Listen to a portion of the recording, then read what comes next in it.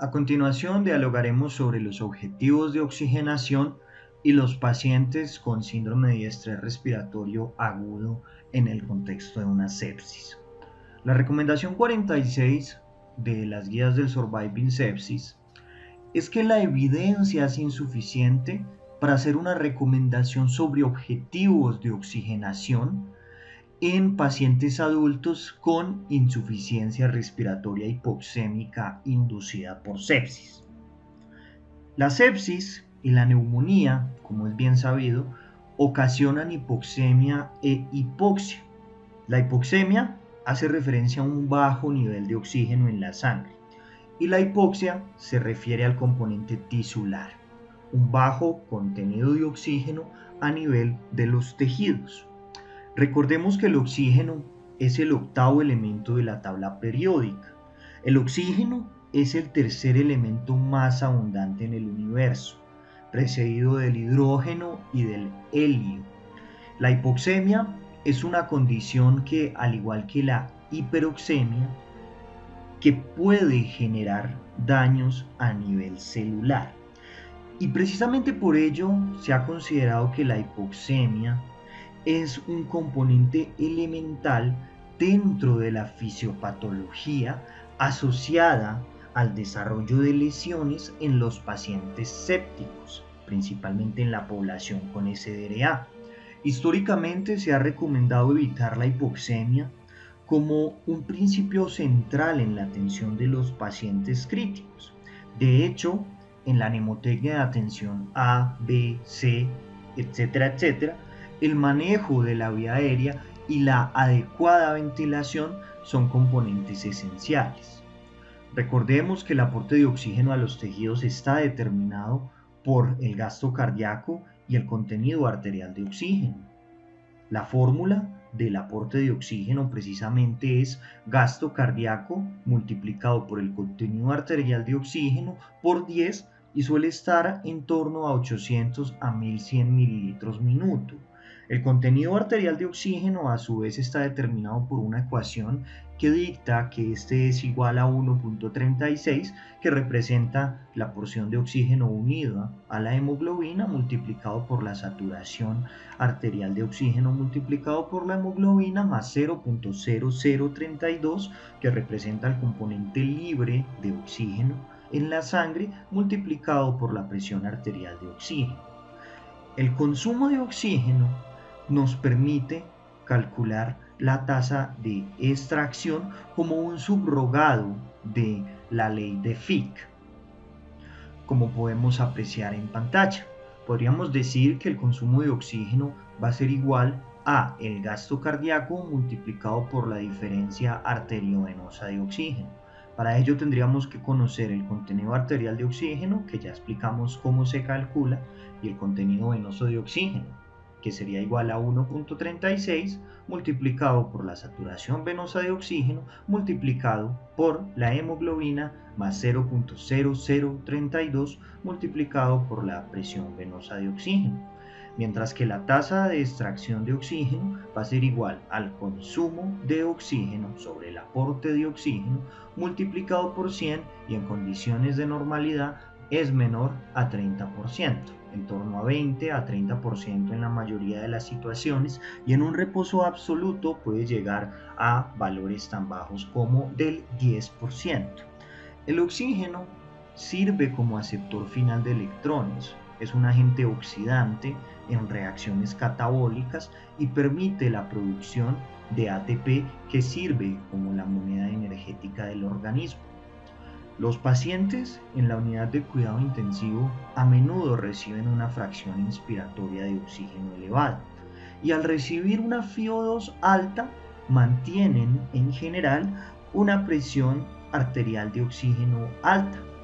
La evidencia sobre el uso de objetivos conservadores de oxígeno para poder mantener una presión arterial de oxígeno en torno a 55 a 70 milímetros de mercurio y una saturación periférica de oxígeno en torno a 88 a 92% o más alta, dependiendo del estudio, en el contexto de los pacientes sépticos, es evidencia que realmente es limitada Y debemos mencionar algunos estudios clásicos en este contexto. Por ejemplo, en el año 2020 se publica el IQ-ROX, que fue un estudio que evaluó en 1000 pacientes una estrategia conservadora con oxigenoterapia versus una estrategia usual.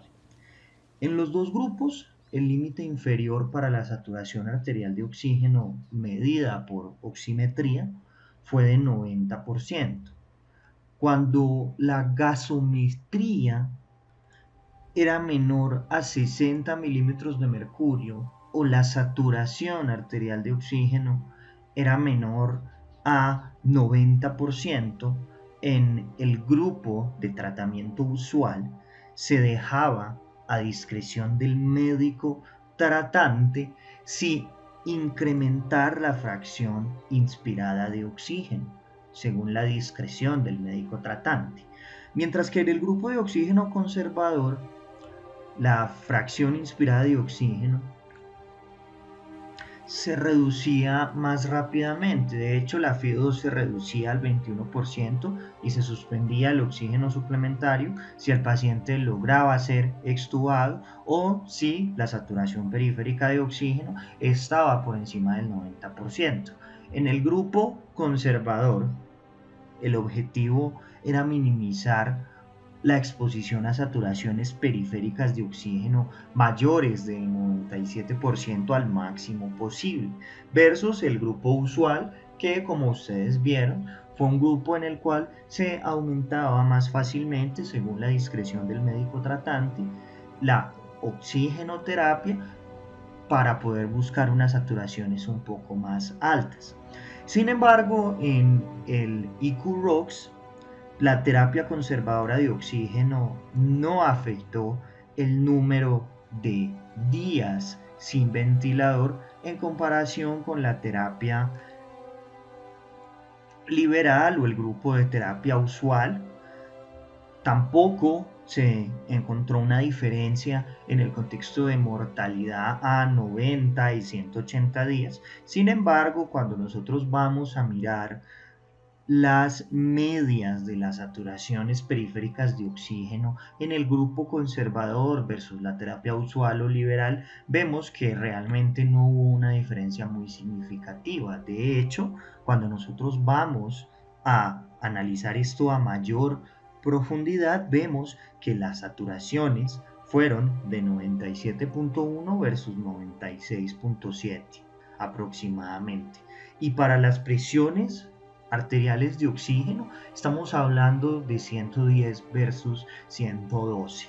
Hay un análisis post-hoc del estudio IQ-ROX que incluyó a los adultos con sepsis, y ese análisis post-hoc mostró que la terapia conservadora de oxígeno podría asociarse con una mayor tendencia a mortalidad a 90 días, y esto plantea la posibilidad de un daño clínicamente importante. Este análisis post-hoc se hizo con 251 pacientes con sepsis que se inscribieron en el IQ-ROX. Los pacientes con sepsis fueron un grupo particular en el cual la terapia conservadora de oxígeno se pudo asociar con una tendencia a una mayor mortalidad. Sin embargo, evidentemente se requieren más estudios.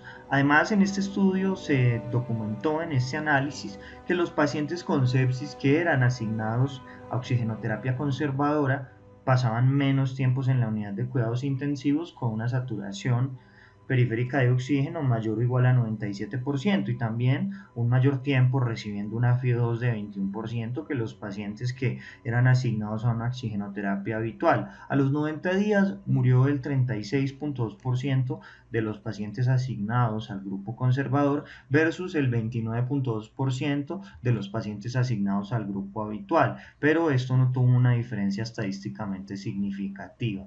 Otro estudio que también debemos mencionar fue publicado en el año 2016 en JAMA por Girardis y su equipo. Se realizó en un solo centro con 480 pacientes, que se detuvo antes de alcanzar la población objetivo. La población objetivo era de 660, y este estudio evaluó la utilización de estrategias para poder mantener una presión arterial de oxígeno entre 70 a 100 milímetros de mercurio o una saturación periférica de oxígeno entre 94 y 98% en el grupo conservador versus unos valores de presión arterial de oxígeno de hasta 150 milímetros de mercurio o valores de saturación periférica de oxígeno entre 97 y 100% en el caso del grupo convencional. En este estudio, 218 pacientes recibieron oxigenoterapia convencional y 216 oxigenoterapia conservadora. La diferencia de presión arterial de oxígeno fue significativa, estamos hablando de 102 versus 87 milímetros de mercurio. En el grupo conservador la muerte fue de 11.6% y en el grupo convencional de 20.2% con una P de 0.01. La incidencia de nuevos casos de choque fue menor en el grupo de oxigenoterapia conservadora, estamos hablando de un RR de 0.35 con una P significativa, la P era de 0.006. También fue menor la tasa de insuficiencia hepática con un RR de 0.29 y una P de 0.02 y las nuevas bacteriemias con un RR de 0.50 y una P de 0.049. ¿Cuál fue el sesgo de este estudio? Básicamente que fue monocéntrico, como ya mencionamos, además de que fue un estudio que se detuvo prematuramente. Sin embargo, este trabajo de Girardis ya plantea algunas inquietudes que son muy válidas e interesantes. Otro estudio que debemos mencionar es el LOCO-2, que fue un ensayo multicéntrico aleatorizado, se hizo en pacientes con SDRA y evaluó un enfoque de oxigenoterapia conservadora para mantener una PaO2 entre 55 a 70 y una saturación entre 88 a 92% versus una oxigenoterapia liberal para mantener una PaO2 entre 90 a 105 milímetros de mercurio y una saturación periférica de oxígeno de 96% más durante 7 días. El resultado primario fue muerte por cualquier causa a los 28 días. Este estudio, luego de tener 205 pacientes, fue detenido por la Junta de Monitoreo de Seguridad. Se alcanzaron a aleatorizar 99 pacientes al grupo conservador, 102 al liberal. El 34.3% del grupo de oxigenoterapia conservadora se murió al día 28 versus el 26.5% en el grupo liberal. Para el día 90, el 44.4% de los pacientes del grupo conservador habían muerto y el 30.4% de los del grupo de oxígeno liberal. Sin embargo, ninguno de los resultados que arrojó este estudio fueron estadísticamente significativos. Un metaanálisis que vale la pena mencionar es el IOTA, que evaluó la eficacia y la seguridad de la oxigenoterapia liberal versus la conservadora en adultos con enfermedades agudas. Los principales resultados fueron mortalidad hospitalaria, mortalidad a los 90 días y también en el seguimiento. Evaluaron también morbilidad, incluyeron 25 ensayos controlados aleatorizados con un total de 16.037 pacientes. Eran pacientes con sepsis, enfermedades críticas, accidentes cerebrovasculares, traumatismos, infartos agudos de miocardio, paro cardíaco y también pacientes que se sometieron a cirugías de emergencia. Encontraron que la estrategia liberal de oxígeno, que la definieron como la estrategia enfocada a mantener una saturación periférica en torno a 94 a 99%, aumentó la mortalidad intrahospitalaria. Estamos hablando de un RR de 1.21. A los 30 días también la incrementó, un RR de 1.14. Todo esto con una heterogeneidad del 0% y también con unos rangos intercuartílicos que no cruzaron en ningún caso la unidad. También hubo un incremento en las complicaciones centradas en mortalidad a largo plazo con un RR de 1.10. Y en cuanto a los aspectos relacionados con morbilidad, realmente esta fue similar en ambos grupos. Vamos a discutir estos dos puntos. El 47 es que en la insuficiencia respiratoria hipoxémica por sepsis se sugiere la cánula nasal de alto flujo en lugar que la ventilación mecánica no invasiva. Y el 48 es que no hay evidencia para dar una recomendación sobre la ventilación mecánica no invasiva en comparación con la ventilación mecánica invasiva. Primero, definamos y expliquemos qué es el SDRA. Las definiciones de SDRA a lo largo de la historia han sido heterogéneas. Se centraron mucho en la apariencia radiológica del síndrome, en la gravedad del defecto de la oxigenación, puntualmente en la PAFI. Más recientemente ya se ha empezado a hablar de otros componentes como la SAFI, etcétera, etcétera. Pero la primera definición de SDRA fue realizada por Asbaugh, que lo vemos en pantalla, en el año 1967, a partir de una publicación en Lancet. En aquellos años, la prioridad de la ventilación mecánica eran los gases arteriales, pero no había como tal una noción de ajuste de volumen, de ajustes de presiones, etcétera, etcétera. Y de hecho esto lo podemos apreciar muy marcado en la literatura, incluso hasta antes del estudio ARMA del año 2000, que hizo parte de la serie de trabajos realizadas por el ARTSNET. En el año 1964, retomando al artículo de Asbaugh, que si bien se publica en el 67, tiene un trasfondo histórico que se remonta al año 64, Asbaugh, mientras trabajaba como director de una unidad de cuidados intensivos de la Universidad de Colorado, que fue creada por el doctor Thomas Petty, que también es tan importante en la literatura del campo de cuidados críticos, que tiene algunos artículos muy bellos relacionados con cuidados paliativos y sobrehumanización en la unidad de cuidados intensivos. El doctor Asbaugh terminó por atender algo que resultó ser un SDRA. Ellos tenían en la unidad de cuidados intensivos donde laboraban un ventilador primitivo. El paciente que ingresó a esa unidad de cuidados intensivos había sufrido un politraumatismo, había tenido un choque hemorrágico, se estabilizó y tenía una radiografía de tórax normal. Solamente tenía unas costillas fracturadas. Pero ese paciente, que se había logrado estabilizar, en 48 horas desarrolló un SDRA y tuvo que ser intubado. Llegó a recibir una FiO2 del 100%, empezó a marcar altas presiones, empeoró clínicamente, empezaron a aparecer infiltrados algodonosos en ambos pulmones, y durante los meses subsiguientes el doctor Asbaugh empezó a ver casos similares y esto le llamó la atención.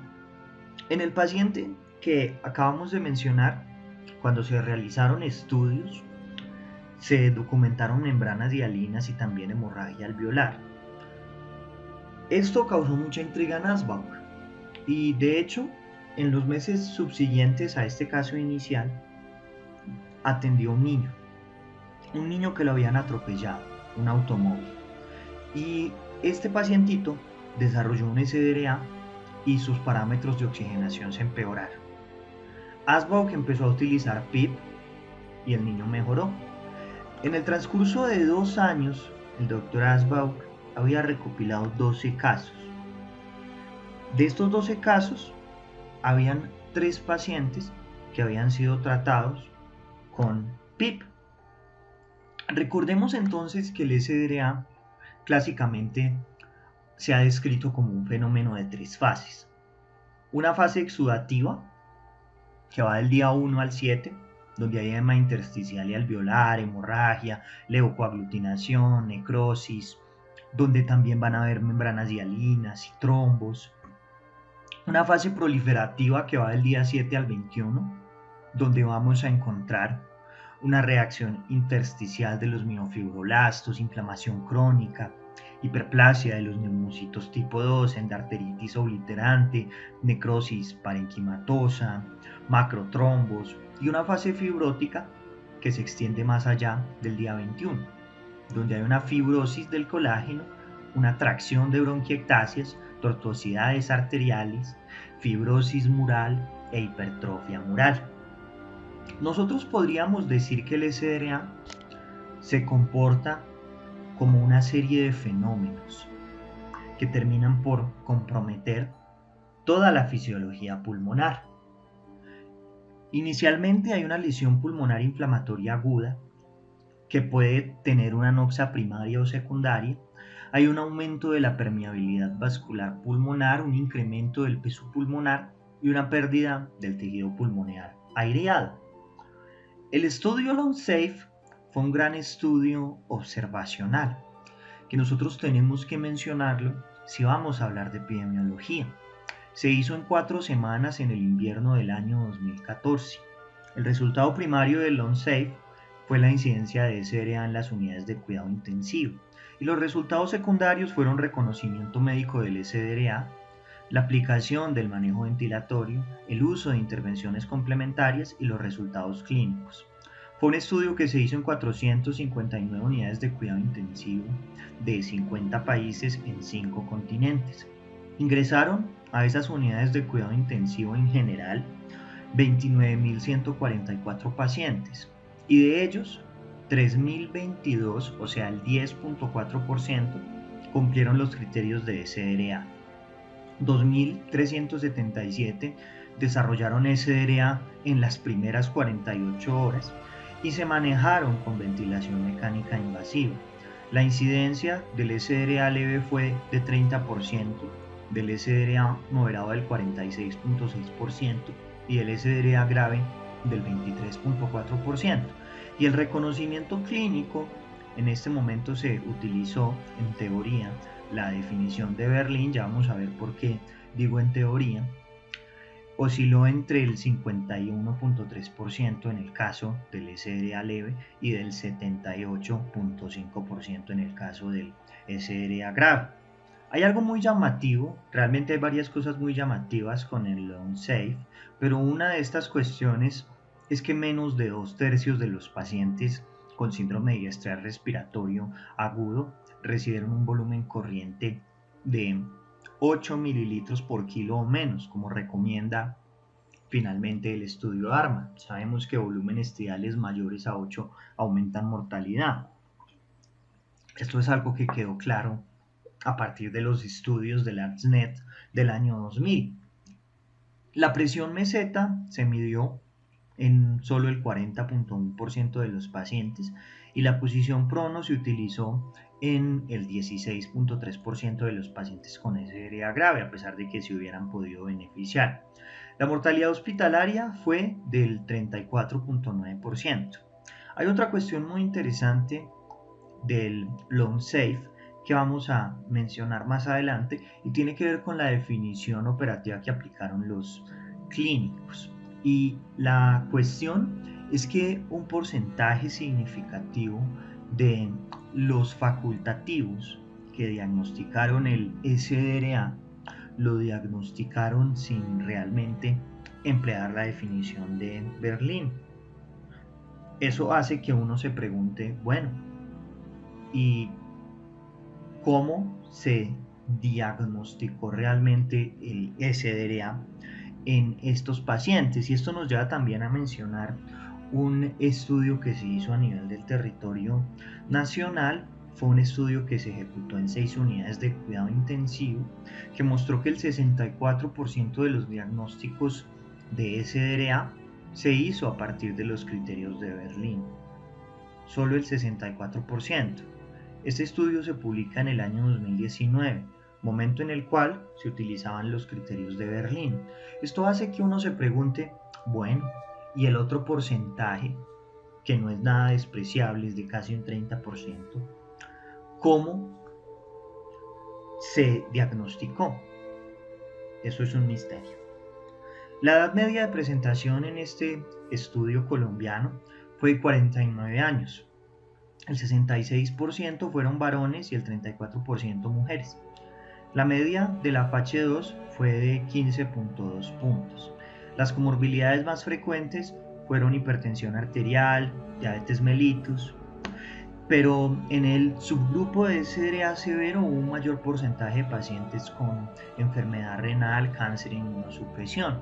Además, el 86% de los casos fueron considerados como SDRA primario y la principal causa fue la neumonía. Si nosotros miramos en el manuscrito, estamos viendo que fue del 64.3%, mientras que el SDRA secundario más frecuente fue la sepsis extrapulmonar. que representó el 10%. El doctor Gattinoni, que es ampliamente conocido y lo hemos mencionado en otras conferencias en este canal, describe dos fenotipos de SDRA que pueden presentarse dinámicamente en el mismo paciente. Tenemos un fenotipo bajo o un fenotipo L de low, donde vamos a encontrar una alta distensibilidad con una baja elastancia y pulmones altamente reclutables. Representa el 70-80% de los casos, tiene un bajo índice BQ. Vamos a encontrar pocas opacidades en la imagen de tórax, un bajo peso muscular y en general estos pacientes con fenotipo bajo tienen estancias cortas. Mientras que el fenotipo alto o H van a ser pacientes que van a tener una mayor cantidad de opacidades en los 4 cuadrantes de las imágenes del tórax, van a tener un pulmón que podríamos describir como blanco, cortocircuitos de derecha a izquierda, son pacientes que en general son menos frecuentes, van a tener una alta elastancia, una baja distensibilidad y un alto peso pulmonar. Luego de la publicación de Asbauch, que se realizó en torno a los años 60, se define el SDRA según Murray en el año 1988 y se define a partir del tiempo como agudo o crónico, a partir de la gravedad según la radiología de tórax y también según la PAFI, también a partir del nivel de PIB que se empleaba y la distensibilidad pulmonar, además de que se caracteriza como una lesión que tiene un origen multifactorial. Ya en el año 1992 se publica el Consenso Europeo Americano. Eran tiempos distintos y eran definiciones diferentes. En el año 1992 se celebra este consenso el 16 de mayo en Miami y el 26 de octubre en Barcelona. Y podríamos entonces decir que en este momento el SDRA se caracteriza como un proceso patológico que está definido por edema pulmonar no hidrostático, edema e hipoxemia, que se asocia con varias etiologías. Es una condición además que se describe como una entidad con una alta morbilidad y con una mortalidad que ronda entre el 10 al 90%, que se asocia con altos costos y que se reportaba con una incidencia anual de 150,000 casos solamente en Estados Unidos. En este momento histórico se reservaba el término de SDRA para el espectro más grave y el término de lesión pulmonar aguda para un amplio espectro o un continuo. La lesión pulmonar aguda se definió como un síndrome de inflamación y aumento de la permeabilidad asociado a una constelación de anormalidades clínicas, radiológicas y fisiológicas que no pueden explicarse, pero que pueden coexistir con una hipertensión auricular izquierda y una hipertensión capilar pulmonar. Las lesiones podían ser directas, como en el caso de la aspiración, infección pulmonar difusa, fatiga, tóxicos o contusión pulmonar, o indirecta, como la sepsis, el trauma grave no torácico, la utilización o la lesión por tóxicos, las reacciones transfusionales o la circulación extracorpórea cardiopulmonar. En el año 2012 se publica la definición de Berlín a partir del tiempo, los hallazgos imagenológicos, el origen del edema, el grado de compromiso de la oxigenación.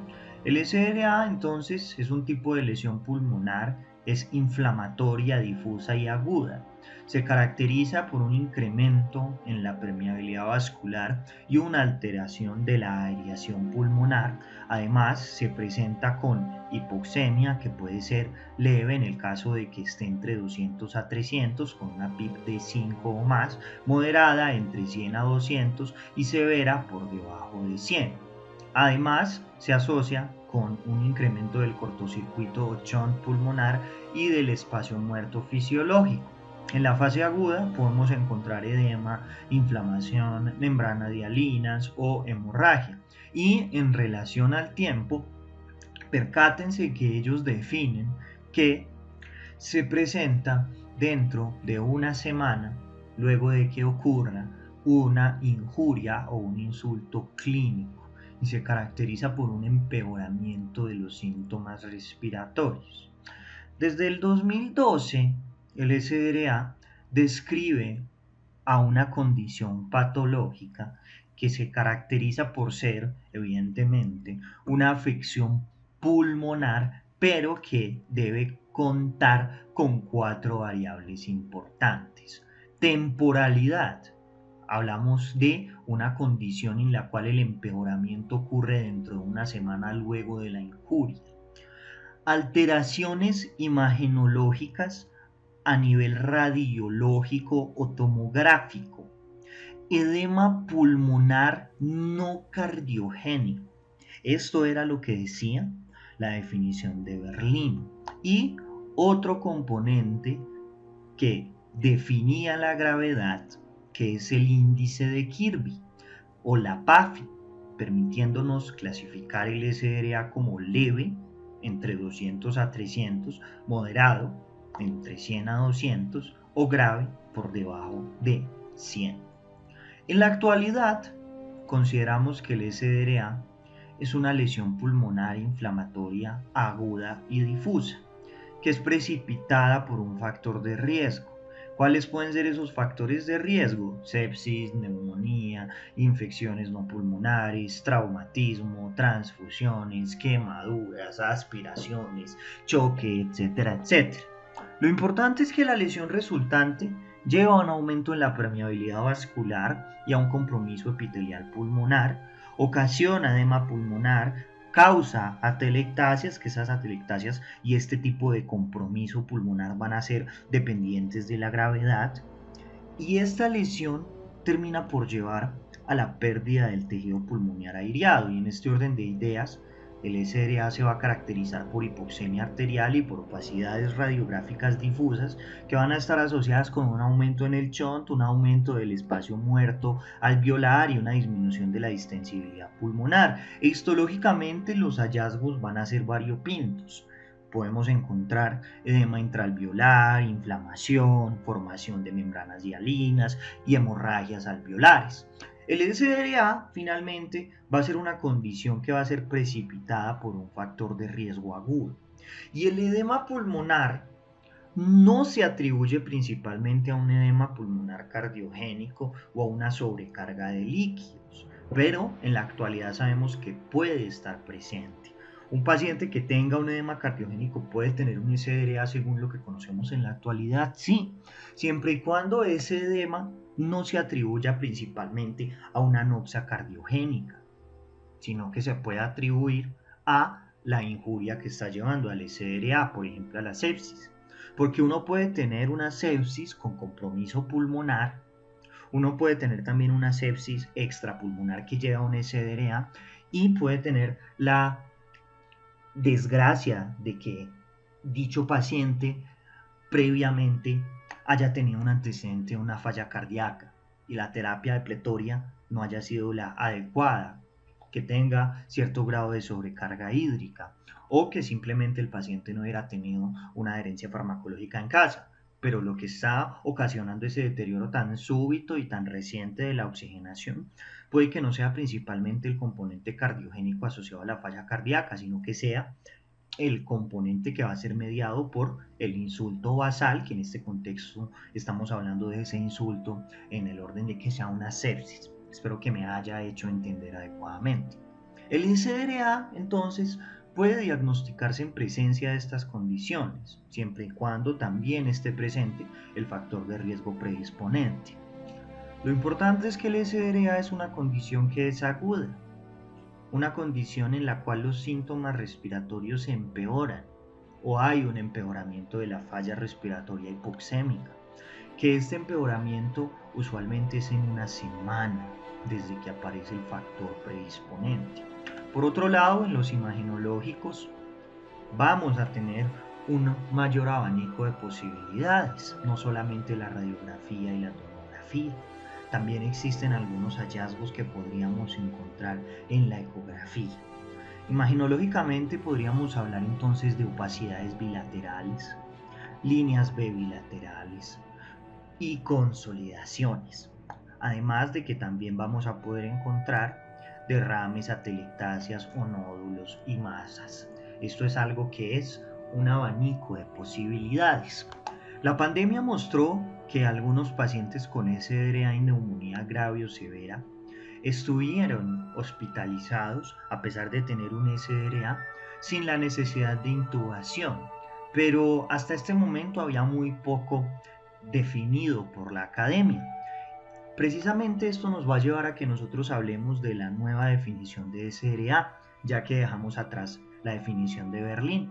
En el año 2023 aparece una nueva definición global de SDRA y esta nueva definición fue postulada en la Conferencia Internacional de la Asociación Americana del Tórax.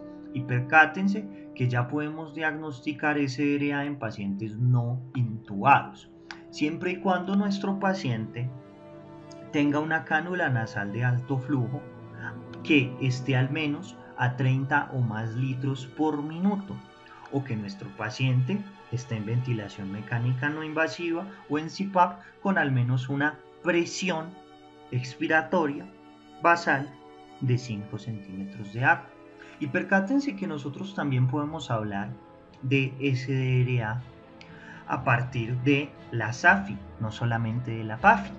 Acá ya tenemos unos puntos de corte para la SAFI. Y hablamos que en relación a la SAFI, porque para la PAFI los puntos de corte siguen siendo los mismos que se establecieron en la definición de Berlín, ya para la SAFI nosotros estaríamos hablando, en el caso del SDRA leve, de un valor de SAFI en torno a 235 a 315, siempre que la saturación sea menor de 97% o de 97%, de 148 a 235 en el caso de la moderada y en el caso de la severa por debajo de 148. Entonces, la definición de SDRA en efecto se ha extendido. Y esto nos lleva a hablar a los criterios de Kigali, que precisamente están relacionados con lo que acabo de enunciar.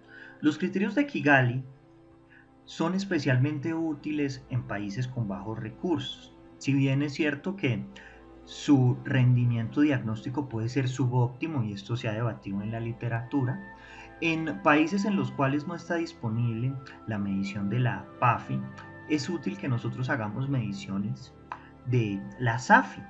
Es posible que la definición de Berlín, por otro lado, no permita diagnosticar todos los SDRA en los entornos con recursos limitados. Por eso es que se definió el SDRA sin necesidad de PIP, con la presencia de opacidades bilaterales en la radiografía de tórax o en la ecografía pulmonar, y también con el valor de SAFI por debajo o de 315.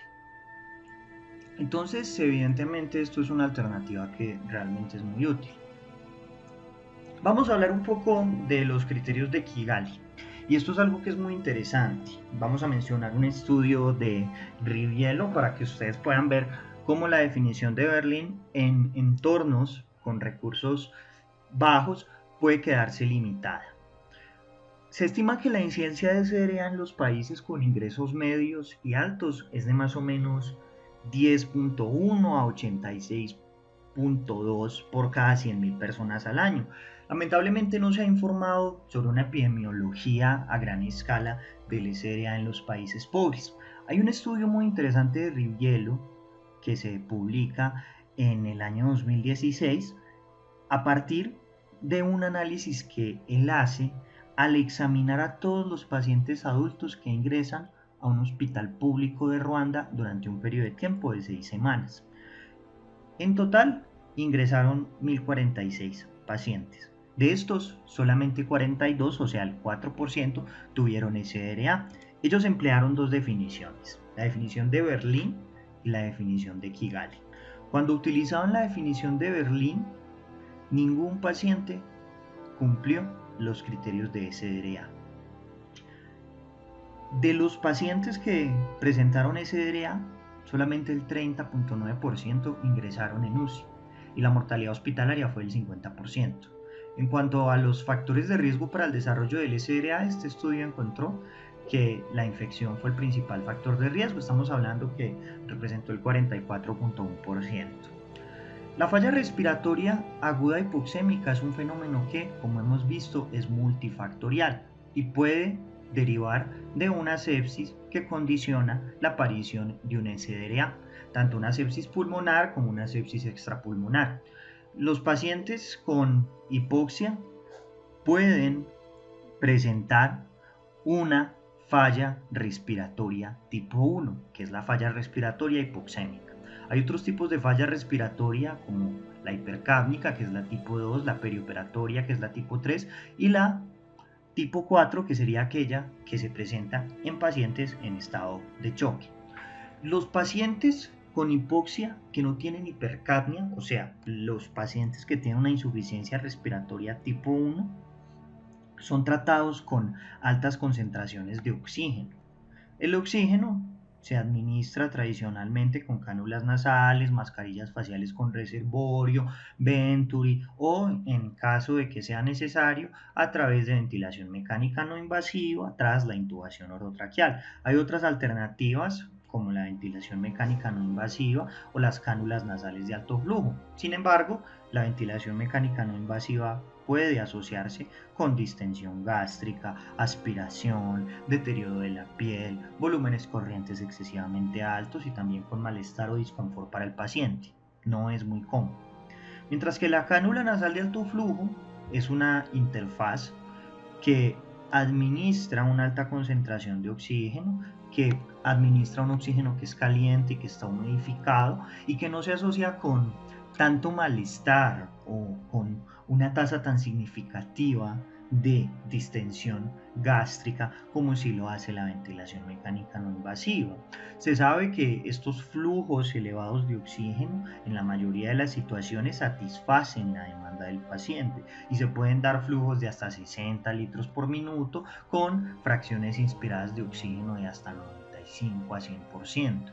Cuando se compara la ventilación mecánica no invasiva con la cánula nasal de alto flujo en pacientes con insuficiencia respiratoria aguda hipoxémica, se han mostrado beneficios en pro de la cánula nasal de alto flujo. Y debemos mencionar un estudio muy importante que es el estudio Florali.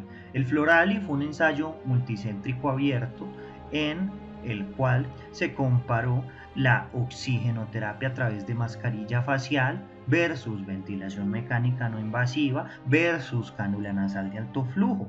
Incluyeron 310 pacientes, todos con falla respiratoria hipoxémica aguda.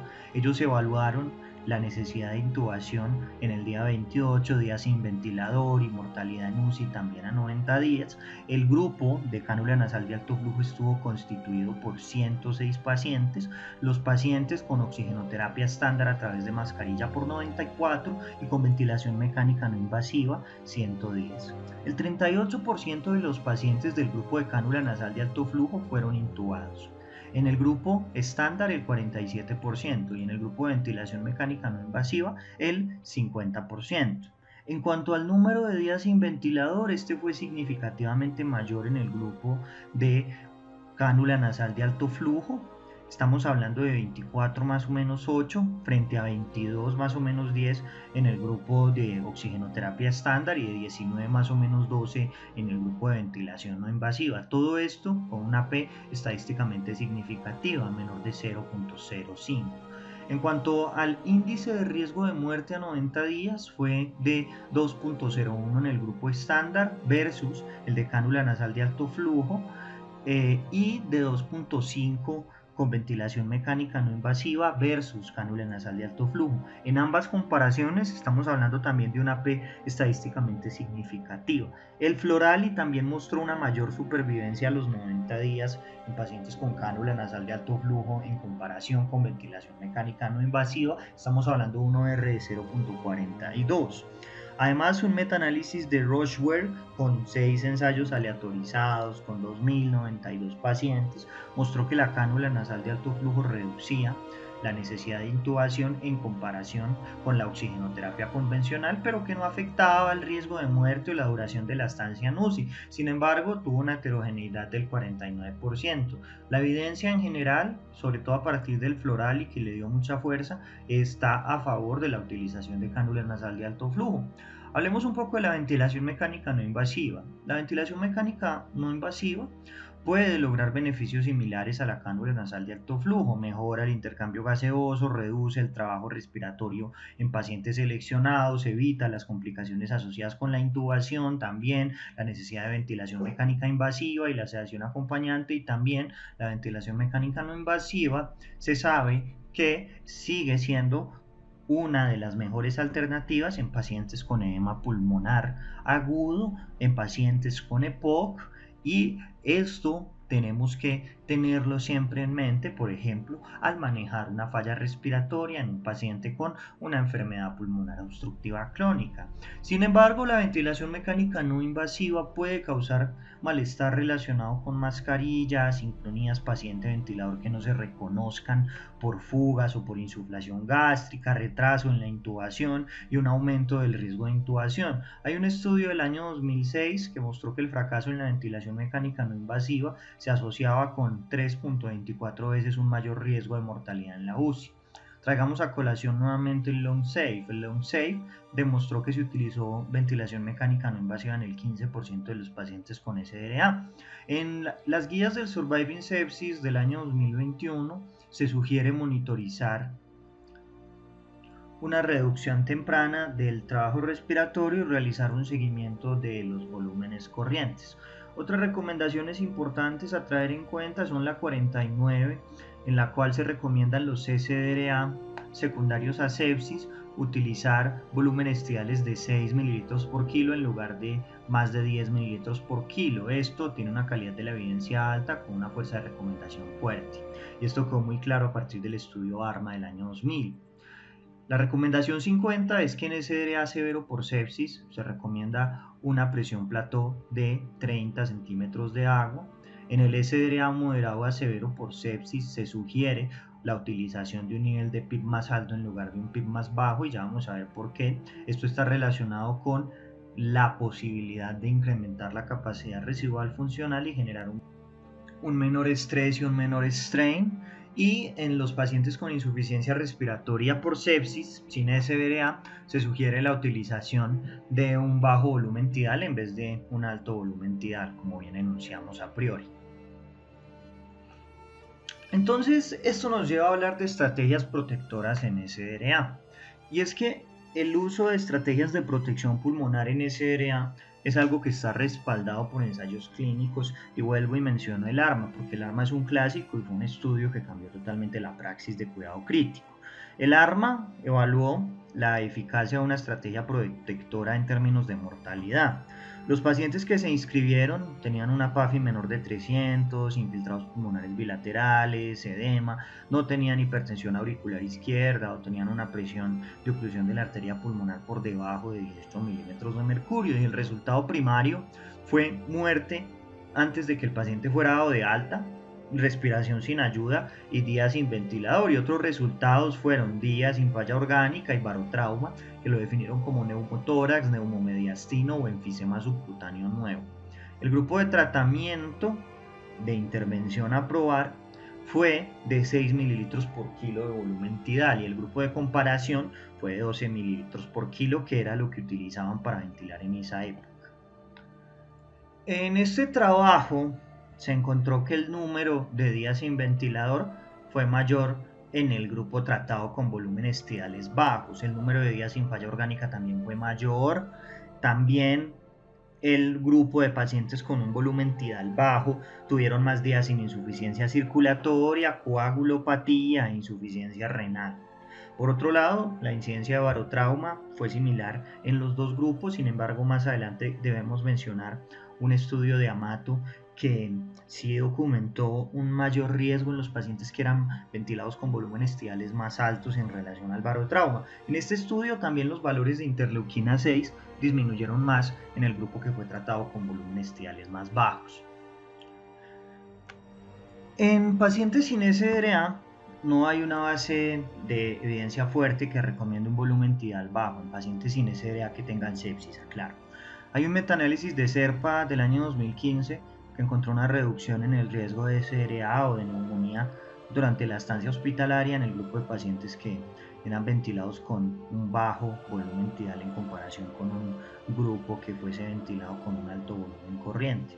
Hay un análisis de 3 estudios clínicos aleatorizados con un total de 1.129 pacientes que lo hizo Laura Evans para el desarrollo de las guías del Surviving Sepsis, que lo podemos ver en pantalla, que no mostró diferencias en mortalidad. En otras palabras, hay datos limitados sobre las estrategias de ventilación para pacientes que tengan una insuficiencia respiratoria inducida por sepsis, pero que no cumplen con los criterios para SDA. Sin embargo, la sepsis es un factor de riesgo independiente para el desarrollo de SDA y los retrasos en el diagnóstico del SDA pueden resultar en un uso tardío de volúmenes tidales bajos. En ese orden de ideas, lo que sugiere Laura Evans y su equipo es que se utilice una ventilación con bajo volumen tidal en todos los pacientes con sepsis, independientemente si tienen SDA o si no tienen SDA. Es preferible utilizar unos volúmenes tidales bajos. Además, el uso de una ventilación con bajo volumen tidal también disminuye el riesgo de desarrollar lesiones pulmonares inducidas por el ventilador, que sabemos que los pacientes con sepsis tienen un mayor riesgo. Y ustedes se preguntarán por qué. Entonces recordemos algunos aspectos fisiológicos. La inspiración es un proceso activo. Es un proceso que implica el movimiento de la pared torácica para generar un gradiente de presión. Cuando ingresa aire, se genera una presión en la vía aérea, eso es lo que nosotros conocemos como presión de la vía aérea, que en los textos también se encuentra escrito como PAU. Resulta que en la apnea la presión pleural es de aproximadamente -5. Obviamente esto va a depender de la zona del pulmón, si son bases o ápices. Esto es una conversión teórica porque realmente las presiones deberían darse en milímetros de mercurio, tomando como referencia para la presión atmosférica, que sería 0, que es igual en apnea al alveolar, la presión atmosférica de la zona en cuestión, que si es a nivel del mar va a ser de 760 milímetros de mercurio aproximadamente. Ahora, cuando un paciente inspira, como bien podemos ver en pantalla, la presión pleural se negativiza y esto se debe a la actividad de los músculos inspiratorios. Pasamos de -5 a -8. Esto introduce aire, por eso nosotros vemos que cuando se disminuye más la presión pleural, la presión alveolar se negativiza más. Y precisamente esa negativización de la presión alveolar en relación a la atmosférica, que sigue siendo la misma, por ende sigue siendo mayor, lo que va a generar es que el aire se introduzca por dicho gradiente. Y si aumenta el volumen, aumenta la presión transmural. Y si aumenta la presión transmural, se deforman los pulmones. Mientras que en la expiración, los músculos inspiratorios se relajan paulatinamente, aumenta la presión de retroceso elástico a +10, por lo cual la presión alveolar va a ser de +2, positivo. Por lo cual, al ser mayor que la presión atmosférica, el gradiente va a ser al revés, y ese gradiente va a facilitar que salga el aire, y eso permite que se pueda exhalar, porque la presión alveolar depende de la presión pleural y a su vez de la presión de retroceso elástico, y la presión transpulmonar o transmural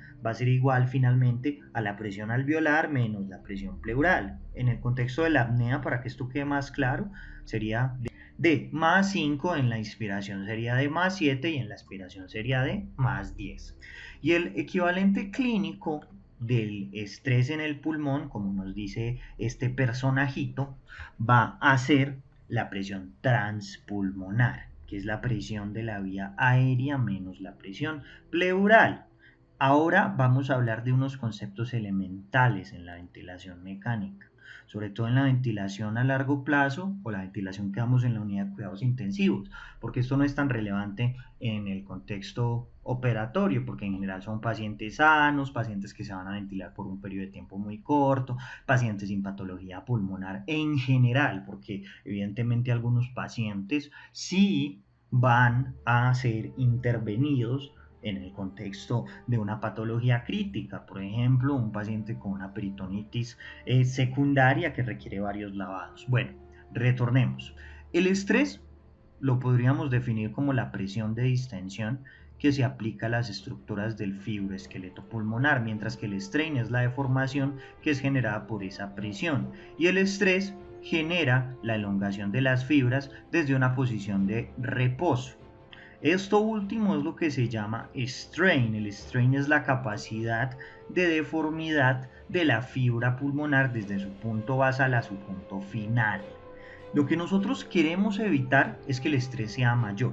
Y para eso nosotros podemos modificar el strain y sus determinantes. Entonces necesitamos reducir el estrés, porque el estrés es la fuerza nociva que se aplica en el pulmón. Cuando nosotros aumentamos el volumen corriente, aumentamos el strain. Y el equivalente clínico de ese strain va a ser la razón entre el cambio de volumen y la capacidad residual funcional, que es lo que vemos aquí claramente.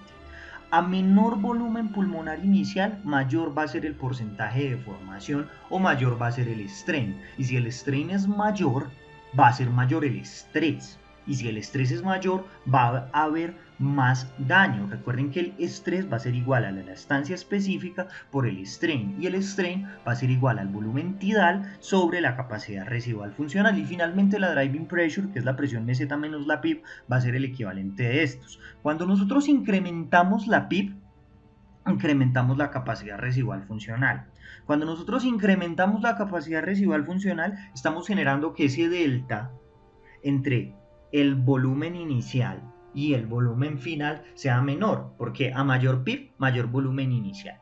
Y si aumenta el volumen inicial, el efecto nocivo y también el delta que se va a generar entre el volumen inicial y el volumen final va a ser menor, porque aumentamos el inicial. Entonces el volumen tidal bajo disminuye el estrés porque disminuye el strain. Y la PIB alta aumenta la capacidad residual funcional y al aumentar la capacidad residual funcional reduce el strain más. Por lo cual las estrategias que se basan en un PIB más alto, un volumen tidal más bajo y una driving pressure menor, en el estudio de Amato, que es clásico, la driving pressure por debajo de 15 es la que generó un efecto más significativo en cuanto a reducción de la mortalidad. Nosotros vamos a disminuir las lesiones pulmonares. Y aquí vemos una curva de presión-volumen muy relacionado con el concepto de poder mecánico que habíamos profundizado en esto en nuestra charla. Esta curva muestra la energía que debe aplicarse al sistema respiratorio para aumentar el volumen por encima del volumen de reposo.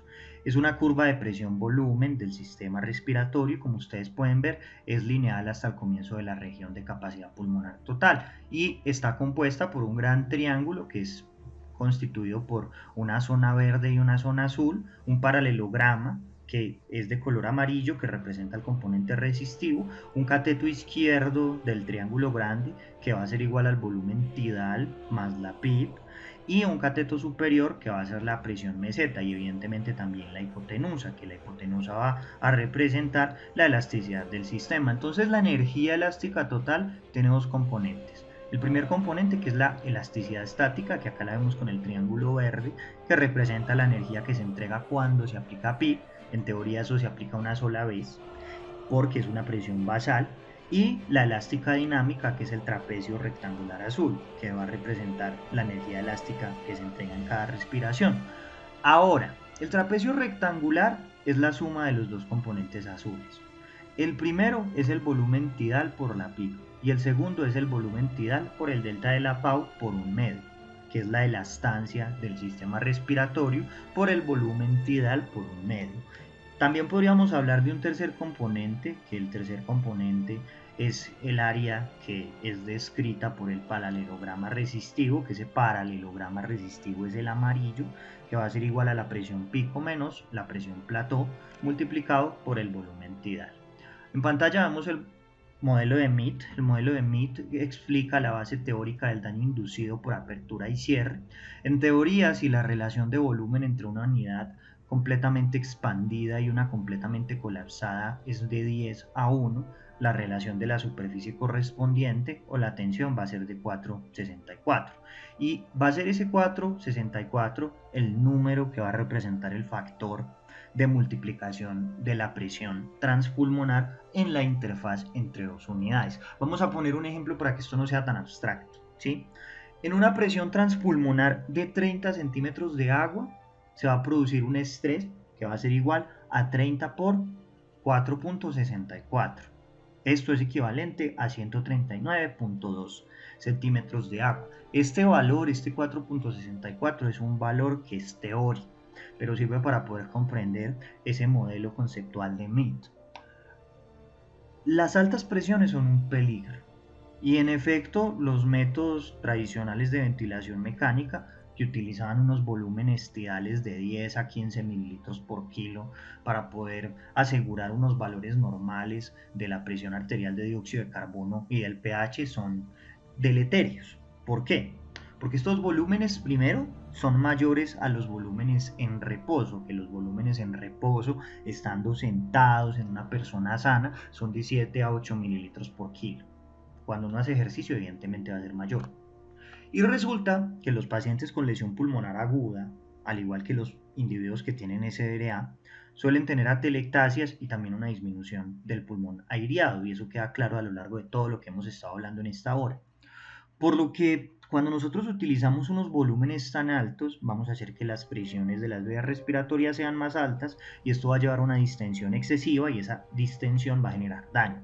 Y de hecho esto desde mediados de los años 85 y el inicio de los 90 se conocía y se había descrito en la literatura. Ya sabíamos que las presiones elevadas en las vías respiratorias y los volúmenes tidales altos llevaban a alteraciones del epitelio y del endotelio pulmonar, causaban inflamación pulmonar, atelectasia, hipoxemia y una mayor liberación de mediadores inflamatorios, y la liberación de esos mediadores inflamatorios aumentaba la inflamación pulmonar y causaba lesión a otros órganos. Sí, porque el daño pulmonar, a partir de la interdependencia o el crosstalk de los órganos, termina por generar una falla orgánica que lleva a una falla multiorgánica. Si se dañan los pulmones, también se van a empezar a dañar otros componentes del organismo. Recuerden que a mayor daño pulmonar, mayor liberación de interleuquina 6 sobre todo, y esto va a generar finalmente una respuesta inflamatoria sistémica que evidentemente resulta deleterio.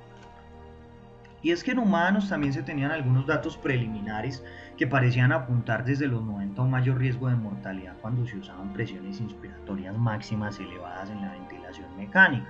Y estas presiones ya se sabía que podían inducir una lesión pulmonar aguda con membranas hialinas. Volvamos a los años 90. Intensive Care Medicine, un estudio descriptivo de Heikling que reportaba las experiencias de su equipo empleando presiones bajas para la ventilación mecánica. Esta fórmula que ustedes ven en pantalla actualmente no se utiliza, pero en su momento se utilizaba.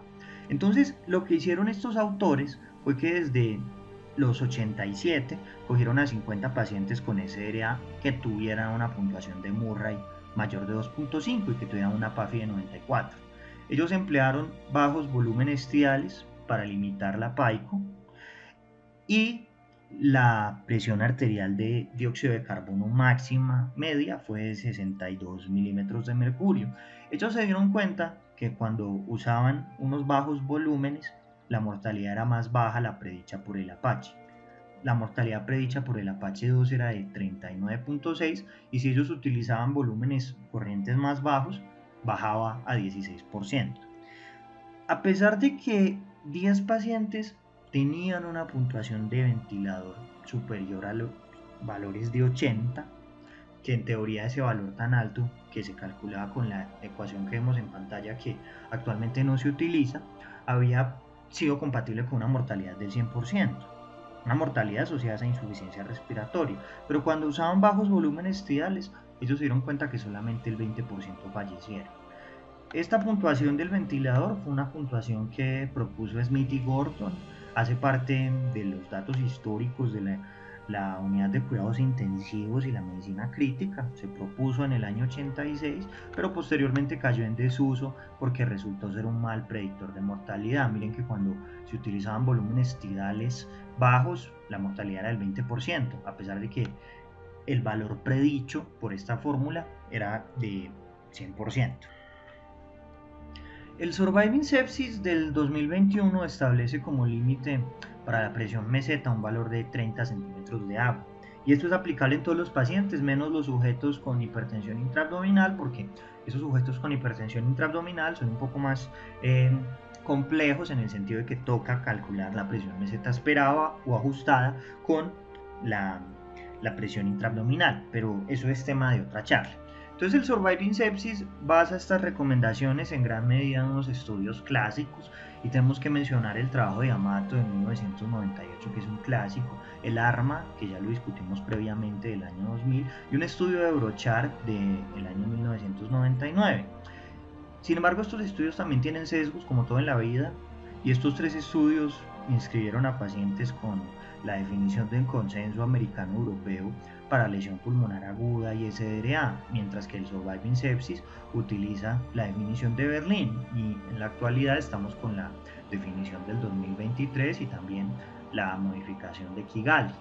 El Surviving Sepsis pronto debería actualizarse porque hay muchas cosas nuevas relacionadas con la sepsis que posiblemente hayan visto en otras conferencias del canal relacionadas con este tópico. En este canal hemos hablado mucho de sepsis, en particular es un tema que me apasiona mucho y también es mi mayor área de investigación. En este momento estoy dirigiendo el estudio FENOS, que soy el investigador principal con algunos de mis colegas de la unidad de cuidados intensivos, colegas muy sabios y excelentes médicos.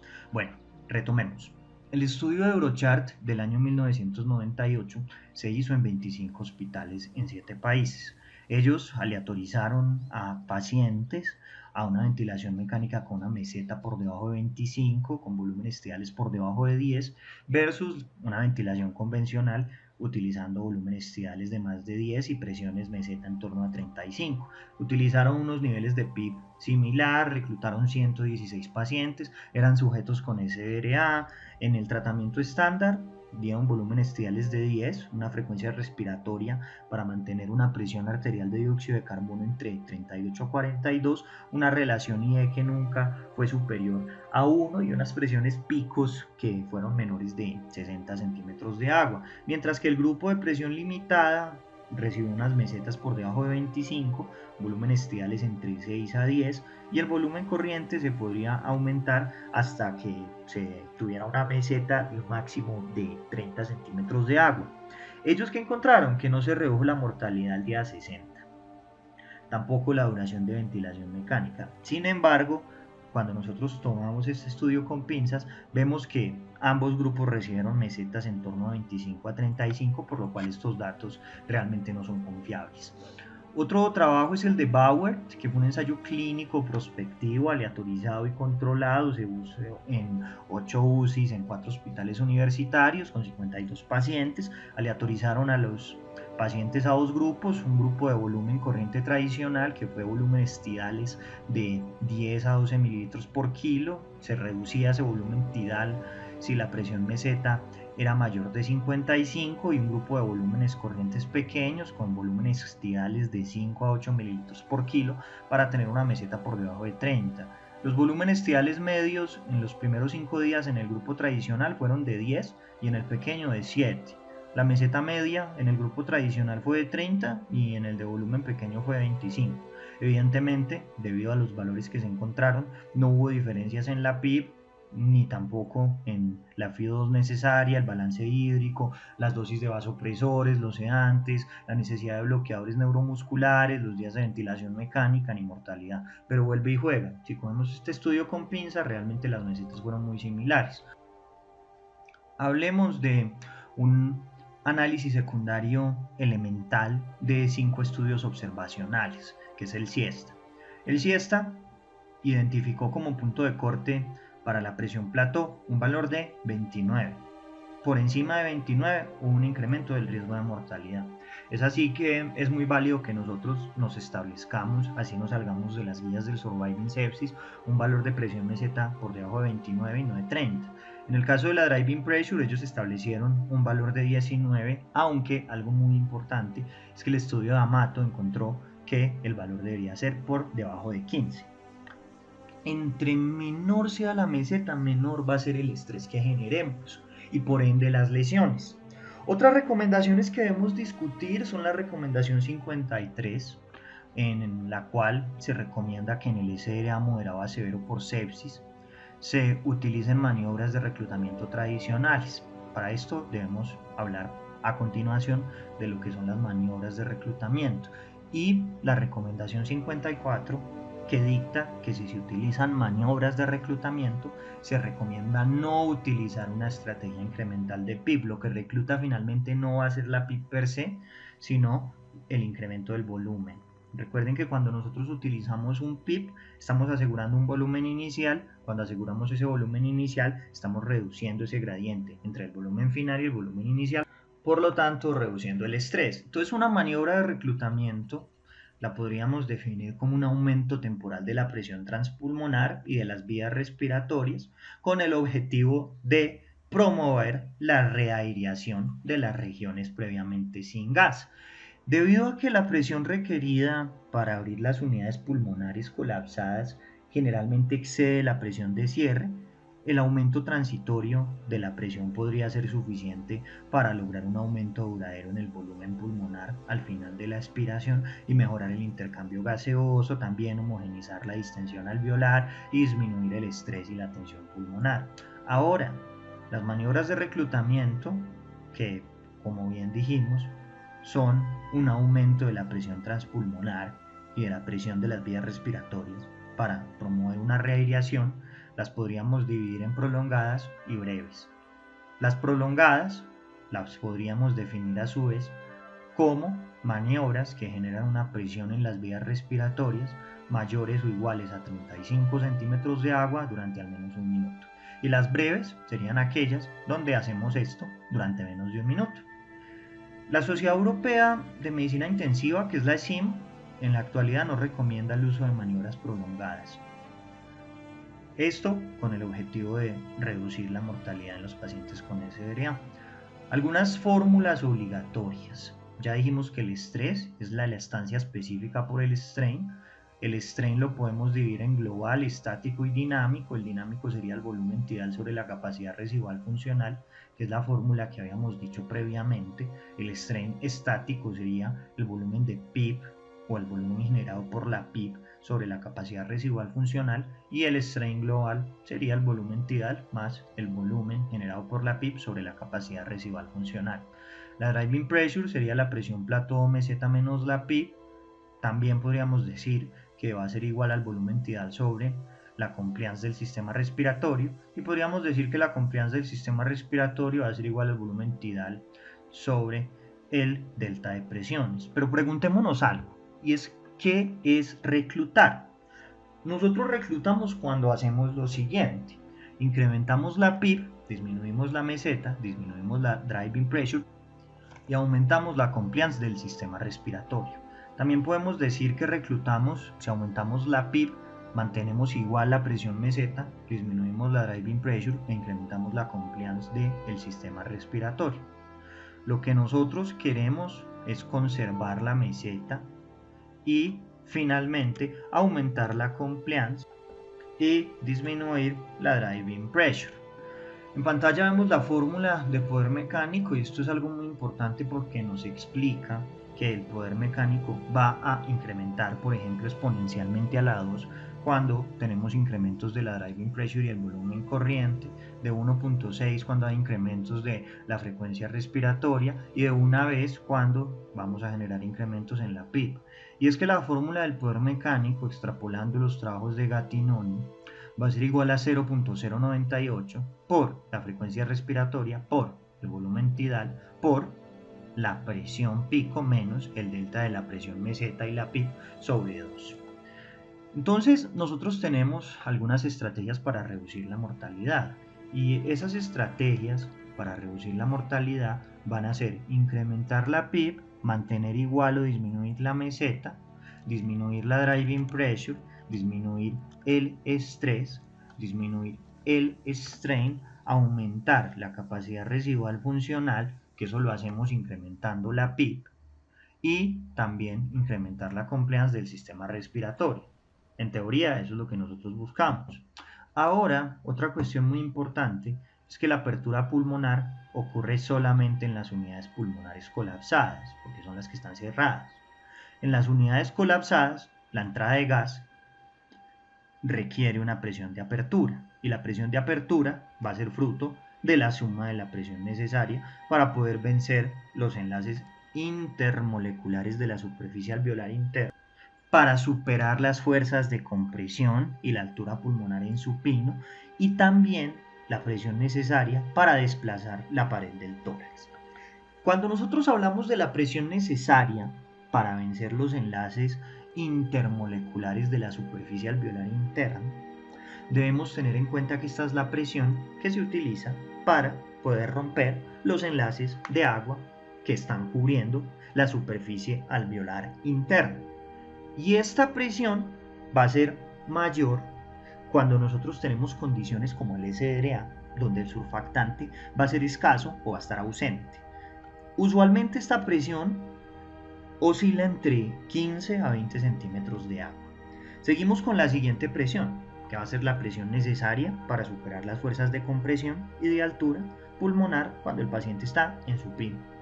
Entonces, esa presión necesaria para superar las fuerzas de compresión sobre la unidad pulmonar es una presión que no puede ser superior a la altura total del pulmón en posición supina.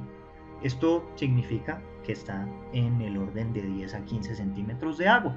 Y tenemos una tercera que va a ser la presión necesaria para desplazar la pared del tórax, que va a depender de la elastancia de la pared torácica y debe rondar esta usualmente entre 10 a 5 centímetros de agua.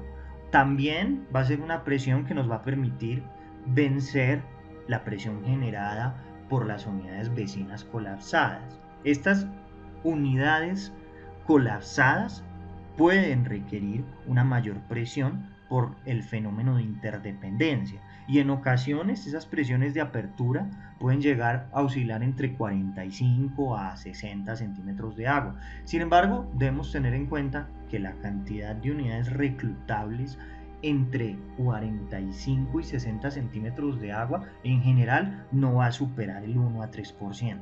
Y pues se considera que eso es un valor muy pequeño. Por lo tanto, lo normal para poder lograr este objetivo va a estar en torno a 5 a 10 centímetros de agua.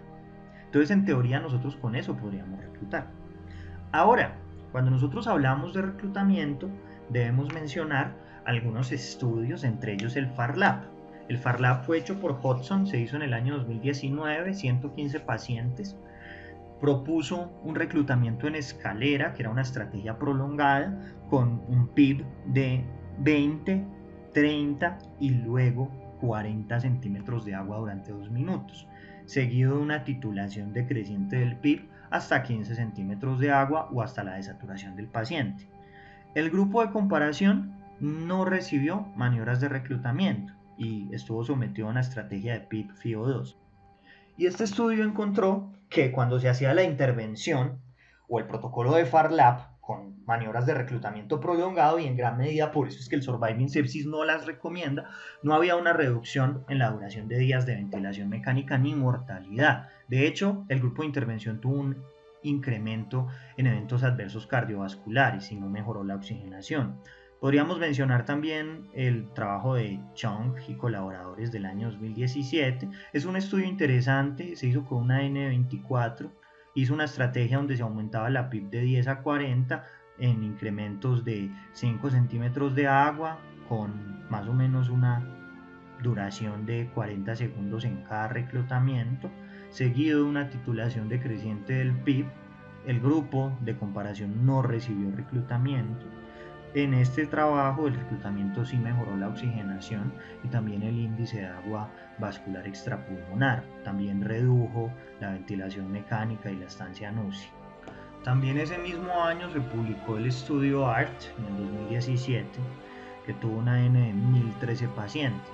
501 se reclutaron y 512 estuvieron en un grupo de PIB baja.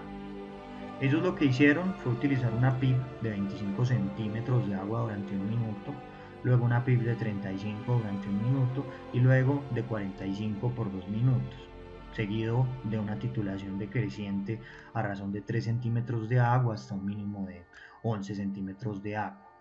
Luego de 4 minutos en cada paso, ellos medían la distensibilidad estática y luego de la titulación de la PIB, ellos realizaban un nuevo reclutamiento utilizando una PIB de 45 centímetros de agua por 2 minutos.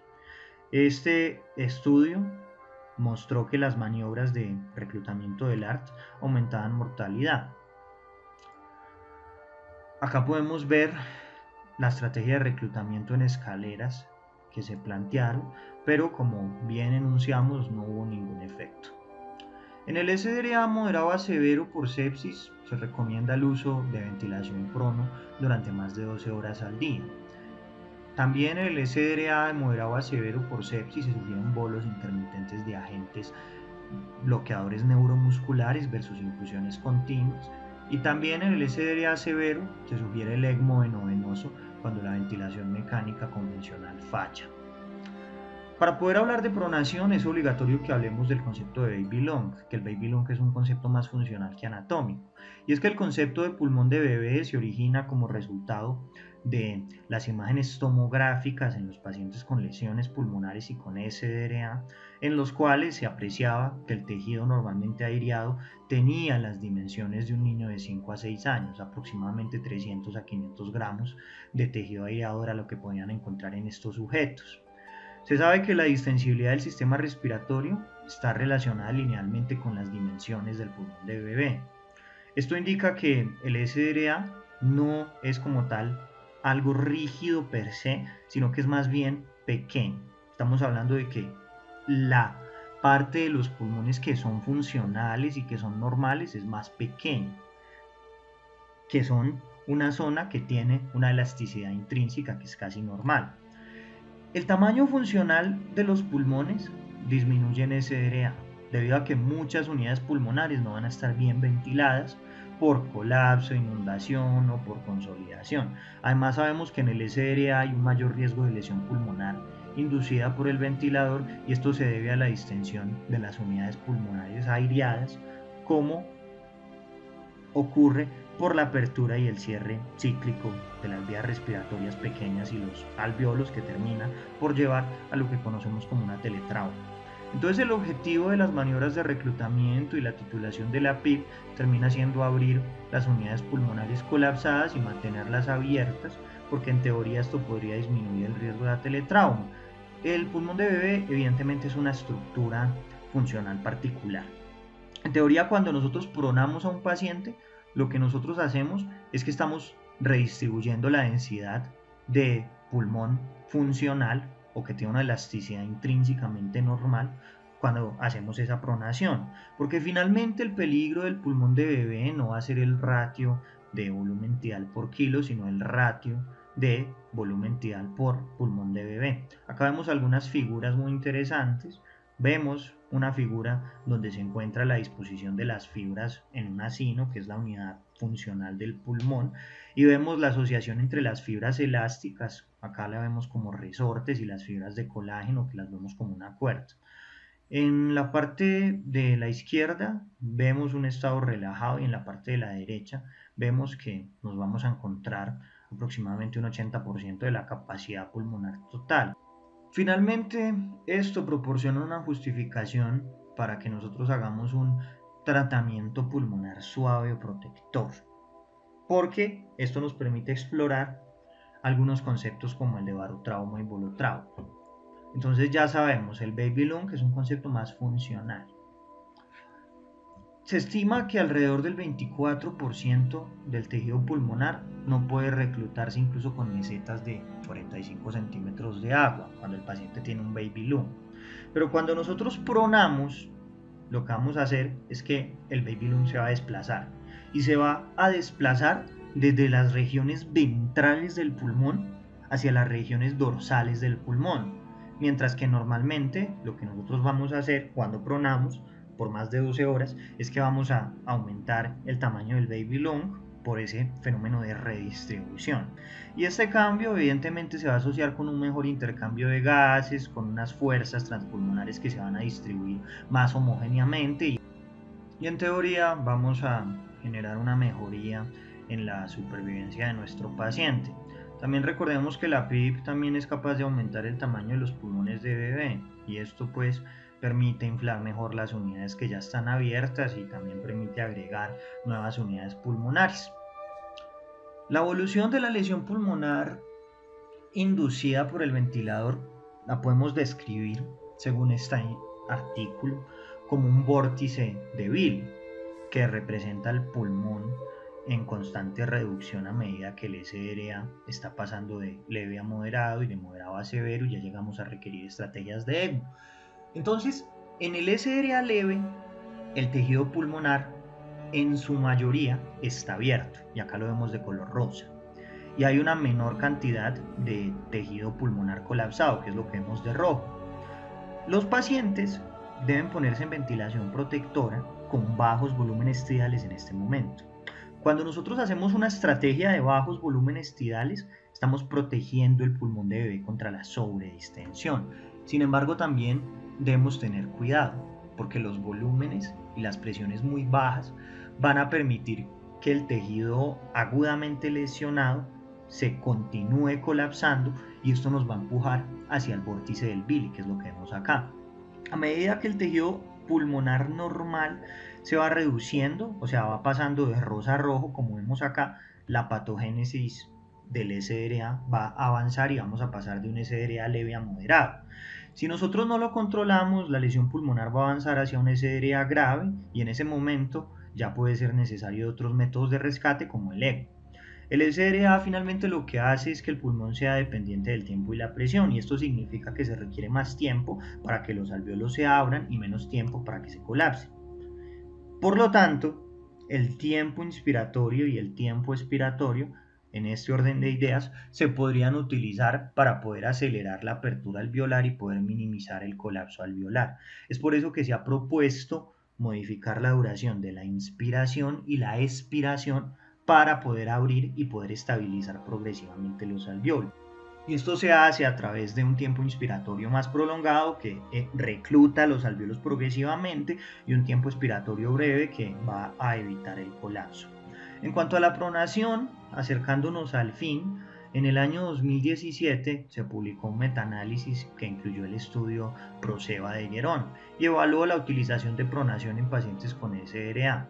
Fue un metaanálisis que incluyó 8 estudios clínicos aleatorizados que compararon la posición prono con la supina en pacientes con SRA con ventilación mecánica. Incluyó a 2.129 pacientes, de estos 1.093 se sometieron a decúbito prono. Cuando se utilizaban estrategias de pronación menores de 12 horas no había diferencias en la mortalidad, pero sí encontraron una diferencia en la mortalidad cuando se utilizaban estrategias de pronación de más de 12 horas, una diferencia con una disminución de la mortalidad a favor del prono. Y para pacientes con SRA de moderado a grave, también se encontró una reducción de la mortalidad. Estamos hablando de un RR de 0.74 y el índice de confianza no supera la unidad. Llega ahí hasta el palito, hasta 0.99. Va de 0.56 a 0.99. Sin embargo, pues la heterogeneidad de los estudios fue del 53%, por lo cual hay que tomar esto con cierta precaución. También debemos mencionar que la mayoría de los pacientes responden a la posición prona con una mejora en la oxigenación, y también pueden tener mejor complacencia pulmonar, aunque la posición prona también se puede asociar con complicaciones que no debemos ignorar, como la extracción accidental del tubo endotraqueal. En relación a los relajantes neuromusculares se sabe pueden mejorar la complacencia de la pared torácica, prevenir la disincronía respiratoria y reducir las presiones pico en las vías respiratorias. La utilización de relajantes neuromusculares se sabe que reduce el consumo de oxígeno porque disminuye el trabajo respiratorio, y de hecho el estudio Rose del año 2019 evaluó la infusión continua de cisatracurio durante 48 horas con sedación profunda concomitante versus atención habitual sin relajante neuromuscular y con objetivos de sedación ligera. Este estudio inscribió 1.006 pacientes, 501 en la intervención, 505 en el de control, y a los 90 días la mortalidad no difirió. En el periodo de tiempo de hospitalización, los que recibieron la intervención, o sea, que fueron sometidos a relajantes neuromusculares, fueron pacientes que estuvieron menos activos físicamente y que tuvieron más eventos cardiovasculares. Sin embargo, hasta la fecha podríamos decir que la utilización de relajantes neuromusculares es una estrategia que es sensata. Este metaanálisis, en diferencia a lo que propone Laura Evans, indicó que la Infusión de relajantes neuromusculares sí reducía la mortalidad en comparación con la sedación profunda con relajantes neuromusculares cuando fuese necesario, sin cruzar el valor de la unidad. También la infusión continua de relajantes neuromusculares redujo el riesgo de barotrauma sin cruzar el valor de la unidad. Sin embargo, en cuanto a otros aspectos como días libres de ventilación mecánica, duración de ventilación mecánica y debilidad adquirida en UCI, el efecto realmente no fue claro. Por eso es que el Surviving Sepsis del 2021 hace una recomendación débil a favor de los bolos intermitentes en lugar de la infusión continua. El gran temor del Surviving Sepsis podría estar relacionado con la cuestión de que cuando se utilizan esas infusiones de relajantes neuromusculares continuos, como encontró el Rose, había un mayor compromiso a nivel cardiovascular, que el componente cardiovascular a nosotros nos importa mucho en los sépticos. Finalmente, la ECMO venovenosa es una herramienta que se puede utilizar en hipoxemia refractaria o en acidosis respiratoria hipercápnica, puede usarse para reducir la intensidad de la ventilación mecánica y la evidencia para el uso de ECMO venovenoso en el contexto de SRA por sepsis continúa siendo limitada. Sin embargo, es una herramienta que podríamos contemplar en el SRA grave refractario a la ventilación mecánica convencional y a otras estrategias.